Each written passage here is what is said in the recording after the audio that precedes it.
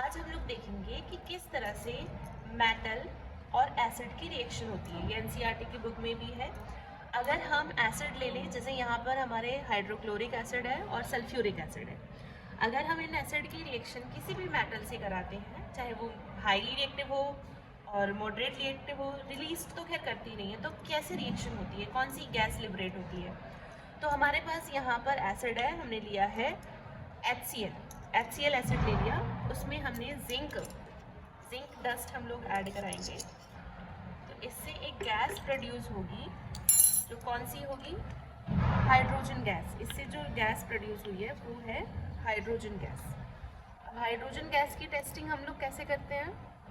Hydrogen gas burn करने पर कैसा साउंड देती है? पॉप साउंड देती है। तो चाहे वो हाइड्रोक्लोरिक एसिड हो या सल्फ्यूरिक एसिड हो, दोनों के साथ ही हमें ये रिएक्शन देखने को मिलेगी।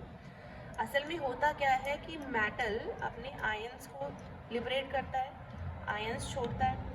ये देखिए, ये जो साउंड हमारा प्रोड्यूस हुआ, पॉप साउंड, ये हाइड्रोजन गैस की टेस्टिंग करता है।